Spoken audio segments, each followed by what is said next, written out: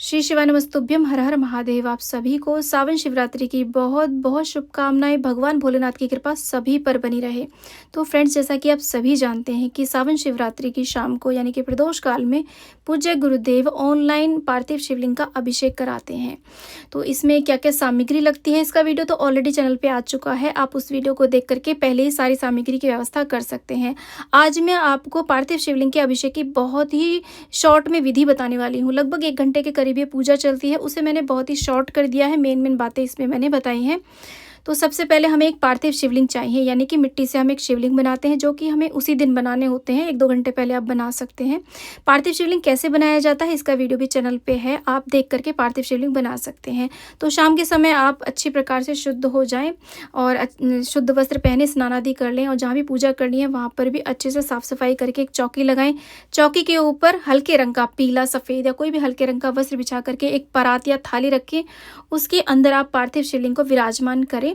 इसके बाद में हम देखिए हाथ में अक्षत पुष्प लेकर के सभी का आवाहन करते हैं, सभी देवी देवताओं का। और उसके बाद में हाथ में कुछ दक्षिणा और सुपारी लेकर के हम यहाँ पर अपनी पूजा का संकल्प ले लेते हैं। तो मंत्रोच्चारण तो ऑनलाइन चलता रहता है, आप इस विधि से पूजा कर सकते हैं। इसके बाद में देखिए हाथ में अक्षत पुष्प लेकर के सबसे पहले हम अग्निदेव का पूजन करेंगे और सभी देवी देवताओं का हम आवाहन कर लेंगे। अक्षत पुष्प के द्वारा प्रार्थना कर लेंगे कि सभी देवी देवता इस चौकी के ऊपर विराजमान होकर के हमारी पूजा को स्वीकार करें। एक कटोरी के अंदर या प्लेट के अंदर आप ऐसे 2 सुपारी से गौरी गणेश की स्थापना कर लें। हाथ में अक्षत पुष्प लेकर के गौरी गणेश का भी आप आवाहन और पूजन शुरू करें। हाथ जोड़ करके प्रार्थना कर लेंगे। देखिए बैकग्राउंड में इसके मंत्रोच्चारण आदि चलते रहते हैं, तो आप आस्था चैनल पर या फिर ऑनलाइन भी चला करके ये अभिषेक कर सकते हैं बहुत ही आसानी। तो सबसे पहले हम गौरी गणेश का पूजन करेंगे। उन्हें हम इस प्रकार से जल से स्नान कराएंगे। तो 5 बार 7 बार आप ऐसे जल के एक चम्मच से की हेल्प से आप इस तरीके से जल चढ़ा दें गौरी गणेश के ऊपर। उसके बाद में हम पंचामृत में दूध, दही, घी, शक्कर, शहद ये मिक्स करके इसी प्रकार से हम 5 बार 7 बार गौरी गणेश को भी हम पंचामृत से स्नान करा देंगे। तो फ्रेंड्स, सामग्री का वीडियो तो मैंने ऑलरेडी चैनल पे डाल दिया है, आप देख करके सारी सामग्री की व्यवस्था पहले ही कर लें। बहुत ही बड़ा ये आयोजन होता है ऑनलाइन शिवलिंग का अभिषेक। आप देखिए उस समय आप अवेलेबल नहीं हैं, जब ऑनलाइन अभिषेक चल रहा है तो कोई बात नहीं, आप बाद में भी कर सकते हैं या पहले भी कर सकते हैं। इस विधि से सेम इसी विधि से कर सकते हैं। लास्ट ईयर का वीडियो चला करके आप मंत्रोच्चारण के द्वारा आप इस अभिषेक को कर सकते हैं। तो ऐसे देखिए हमने पंचामृत से यहाँ पर गौरी गणेश को स्नान कराने के बाद में शुद्धोदक स्नान कराया। उसके बाद में वस्त्र रूपी कलावा और मौली हम यहाँ पे समर्पित कर देंगे और गणेश भगवान को हम ऐसे जनेऊ चढ़ा देंगे। जनेऊ के स्थान पर आप चाहें तो कच्चे सूत को भी 7 बारी लपेट करके आप यहाँ पे चढ़ा सकते हैं। तो यहाँ पर हमने देखिए गणेश जी को यहाँ पर जनेऊ हमने समर्पित कर दिया है और परिवार के सभी सदस्य मिलकर के इस पूजा को करते हैं। सभी इस सामग्री में हाथ लगा करके ये पूजा कर सकते हैं। देखिए वैसे तो ये पूजा जोड़े में ही हमें करनी चाहिए, लेकिन किसी कारण से आप अगर अकेले हैं तो अकेले भी इस पूजा को कर सकते हैं। तो यहाँ पर देखिए चंदन से, रोली से हम तिलक करेंगे गौरी गणेश को। गौरी मैया को हम यहाँ पे सिंदूर अर्पित करेंगे। अगर आपके पास देखिए श्रृंगार की सामग्री है तो वो भी आप गौरी मैया को चढ़ा सकते हैं। इसके बाद में हम अक्षत अर्पित कर देंगे। अक्षत यानी कि खड़े चावल, मतलब टूटे हुए चावल नहीं होने चाहिए। इसके बाद लाल फूल हम अर्पित करेंगे गणेश भगवान को। यहाँ पर गुड़हल का फूल समर्पित करेंगे। गौरी मैया को भी लाल फूल बहुत प्रिय है। गणेश भगवान को यहाँ पर हम थोड़ी सी दूर्वा भी समर्पित कर देंगे। इस प्रकार से दूर्वा आप जरूर चढ़ाएं, गणेश भगवान को बहुत ज़्यादा प्रिय है। और यहाँ पर हम देखिए थोड़ा सा इत्र भी लगा देंगे। पूजा में इत्र का भी अपना ही एक महत्व होता है, तो सभी देवी देवता को हम इस प्रकार से इत्र जरूर लगाएं। इसके बाद में हम देखिए धूप दीप दिखा देंगे, एक धूप बत्ती जला करके। और दीपक जो हमने पूजा में जलाया था, ये दीपक हमें अखंड रखना होता है, यानी कि थोड़ा बड़ा साइज का आप दीपक लें और बार बार उसमें घी डालते रहें, क्योंकि जब तक पूजा होती है तब तक ये दीपक जलना चाहिए। इसके बाद में जो भी ऋतुफल हो आपके पास, ऋतुफल का, मिठाई का आप भोग लगा दें गौरी गणेश को। और यहाँ पर एक पान के ऊपर हमने लौंग इलायची रख करके मुख शुद्धिकरण के लिए हम यहाँ पर पान अर्पित कर देंगे। तो सबसे पहले हम गौरी गणेश का पूजन करते हैं और आप चाहें तो यहाँ पे देखिए मीठा पान जो आता है पूजा के लिए वो भी ला करके अर्पित कर सकते हैं, प्रार्थना कर लेंगे। और इसके बाद में हम देखिए कुछ ना कुछ दक्षिणा ज़रूर रखेंगे। अपनी सामर्थ्य के अनुसार आप सिक्के के रूप में 11, 21, 51 जितनी चाहें उतनी दक्षिणा रख लें। अब हम शिवलिंग का अभिषेक शुरू करते हैं। हाथ में अक्षत पुष्प लेकर के अपने जो हम अभिषेक करने जा रहे हैं उसके लिए हम प्रार्थना कर लेंगे। और यहाँ पर देखिए सबसे पहले हम शुद्ध जल गंगा जल से यहाँ पर हम अभिषेक कराएंगे। परिवार के सभी सदस्य हाथ लगा करके ये अभिषेक करें। और ये जो हमने जल बनाया है इसके अंदर हमने पहले लोटे के अंदर गंगा जल डाला है, फिर जल डाला है।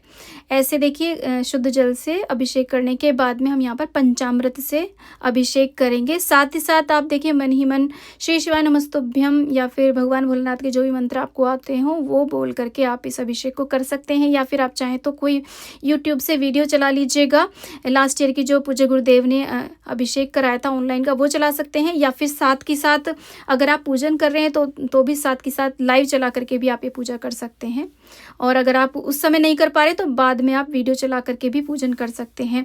इसके बाद में देखिए हमने शुद्धोदक स्नान करा दिया है, फिर हम गंधोदक स्नान करा रहे हैं। यानी कि चंदन को पानी के अंदर घोल करके इस प्रकार से हम गंधोदक स्नान कराएंगे। फिर से शुद्धोदक स्नान यानी कि फिर से जल से स्नान कराने के बाद में वस्त्र रूपी कलावा मौली समर्पित करेंगे और जनेऊ भगवान भोलेनाथ को हम अर्पित कर देंगे। इसके बाद में भस्म हो तो भस्म आप चढ़ा दें, पीला अष्टगंध चंदन हो तो चंदन से भोग इस प्रकार से श्रृंगार कर दे भगवान भोलेनाथ का, भस्म आदि से आप श्रृंगार कर दें। ऐसे हमने देखिए चंदन चढ़ा दिया। उसके बाद में हम अक्षत अर्पित कर देंगे यानी कि चावल चढ़ा देंगे। और आपके पास देखिए ऐसे फूल माला हो, सफ़ेद रंग के फूल भगवान भोलेनाथ को बहुत प्रिय हैं तो सफ़ेद रंग के कोई भी फूल, केतकी का फूल भगवान भोलेनाथ को नहीं चढ़ाया जाता है, ना ही केवड़े का फूल चढ़ाया जाता है। इसके अलावा सफ़ेद कोई भी फूल हो वो अर्पित करें। फिर हम चंदन लगा करके ऐसे हम बेलपत्र चढ़ाएंगे। देखिए बेलपत्र एकदम साबुत होना चाहिए और उसकी डांठल तोड़ करके ही आप चढ़ाएं। इसके बाद में हम अबीर गुलाल अर्पित करेंगे। तो थोड़ा सा हमने देखिए फूल के ऊपर चंदन लगाया है, अबीर लगाया है और गुलाल लगाया है। अबीर गुलाल भगवान भोलेनाथ को बहुत प्रिय है तो आप इससे शिवलिंग का अभिषेक करते समय भी तिलक कर सकते हैं। इसके बाद में हम ऋतुफल का भोग लगा देंगे। और मुख शुद्धिकरण के लिए यहाँ पर हम पान के ऊपर 2 लौंग 2 इलायची रख करके, मिश्री बताशा भी आप रख सकते हैं। यहाँ पर भगवान भोलेनाथ को हम पान का भोग लगा देंगे। तो पान आप मीठा भी अर्पित कर सकते हैं या सिंपल पान के ऊपर भी लौंग इलायची आप अर्पित कर सकते हैं। इसी के साथ में हम दक्षिणा भी समर्पित कर देंगे। जो भी आपकी सामर्थ्य हो, सामर्थ्य के अनुसार हम यहाँ पे दक्षिणा चढ़ा देंगे। तो हमने यहाँ पे दक्षिणा चढ़ा दी है। इसके बाद में देखिए अगर आपके पास मदार के फूल हो तो मदार के फूल भी जरूर समर्पित करें। इसके बाद गुरुदेव ने जो जो चीज़ें बताई हैं, जैसे कि 21 दाने गेहूं के बताए हैं तो 21 दाने गेहूं के हम चढ़ा देंगे। साथ में 5 कमलगट्टे बताए हैं तो 5 कमलगट्टे अर्पित कर देंगे। अगर आपके पास कमल के फूल है 5 तो वो भी चढ़ा दें। इसके साथ में 108 दाने चावल के अर्पित करेंगे।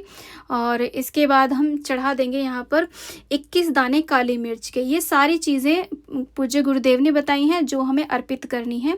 तो हमने काली मिर्च चढ़ा दी है। इसके बाद 1 चुटकी काले तिल हम यहाँ पे समर्पित कर देंगे। तो ये विशेष उपाय हैं जो घर में सुख समृद्धि सफलता के लिए किए जाते हैं। 1 धतूरा चढ़ाया जाता है। तो ये सारी वस्तुएं, इस सारी वस्तुओं की लिस्ट मैंने चैनल पे अपलोड कर दी है। आप चैनल से देख करके सारी चीज़ों की व्यवस्था पहले ही कर सकते हैं। तो यहाँ पर धतूरा हमने चढ़ा दिया है। इसी के साथ में पूज्य गुरुदेव ने यहाँ पर 7 बेलपत्र बताए हैं। तो बेलपत्र के ऊपर चंदन लगा करके चाहे तो एक एक करके भी आप समर्पित कर सकते हैं या एक साथ भी कर सकते हैं। अगर आपकी कोई विशेष मनोकामना है तो 108 बेलपत्र भी आप चढ़ा सकते हैं। शिवरात्रि का दिन बहुत ही विशेष होता है तो भगवान भोलेनाथ की इस तरीके से विशेष रूप से पूजा हमें जरूर करनी चाहिए। साथ हम यहाँ पे शमी पत्र अर्पित कर देंगे, साथ ही बताए हैं गुरुदेव ने। और साथ हम फूल चढ़ाएंगे, कोई भी 7 फूल चढ़ा सकते हैं। गुलाब के, गेंदे के, हमारे पास अपराजिता के फूल हैं तो हम यहाँ पे अपराजिता के फूल भगवान भोलेनाथ को अर्पित कर देंगे। इसके अलावा आप भगवान भोलेनाथ की और भी कई चीज़ें प्रिय होती हैं, जैसे कि भांग, नाग केसर, दूर्वा, जो भी चीज़ें होती हैं वो भी आप अर्पित कर सकते हैं। मदार के फूल अर्पित कर सकते हैं। मिठाई का भोग लगा देंगे। कोई भी मिठाई जो आपने घर में बनाई हो या मार्केट से लाए हो, या फिर मिश्री, बताशा, चीनी कुछ भी लगा सकते हैं। प्रार्थना कर लेंगे। इसके बाद में जो दूसरा दिया हमने लिया था वो जला लेंगे और एक मिट्टी के दिए में हमने कपूर जलाई है। इसके बाद में हम आरती शुरू करेंगे। तो आरती की थाली के अंदर आप थोड़े से फूल डाल लीजिएगा और यहाँ पे सबसे पहले गौरी गणेश की आरती करेंगे, फिर भगवान भोलेनाथ की आरती करेंगे। तो इस तरीके से हमें सावन शिवरात्रि की शाम को प्रदोष काल में पूजा करनी है। अब देखिए, वैसे तो अधिकतर सभी लोगों का व्रत होता है, सावन शिवरात्रि का अधिकतर लोग व्रत करते हैं। व्रत भी नहीं कर पा रहे हैं तो कोई बात नहीं, आप शुद्ध सात्विक रहते हुए इस पूजन को कर सकते हैं। हाथ में अक्षत पुष्प लेकर के हम पुष्पांजलि कर देंगे और अपने हस्त रेखाएं भगवान भोलेनाथ को इस प्रकार से दिखाते हुए प्रार्थना कर लेंगे, पूजा में रही कमियों के लिए क्षमा याचना कर लेंगे। तो ऐसे हमारा पूजन हो जाएगा। उसके बाद में हाथ में कुछ हम अक्षत लेंगे और यहाँ पर हम अपने जो विसर्जन का भाव करते हुए, भगवान से प्रार्थना करते हुए, विसर्जन का भाव करते हुए ऐसे थोड़े से अक्षत हम शिवलिंग के ऊपर छोड़ देंगे, चौकी के ऊपर छोड़ देंगे, प्रार्थना करेंगे और पूजा में रही कमियों के लिए क्षमा याचना कर लेंगे और चौकी को इस तरीके से हम हिला देंगे, थोड़ा थोड़ा सा विस्थापित कर देंगे अपने स्थान से, तो ये विसर्जन हो जाता है। देखिए, पार्थिव शिवलिंग का जो विसर्जन है वो हमें जल्दी ही करना होता है।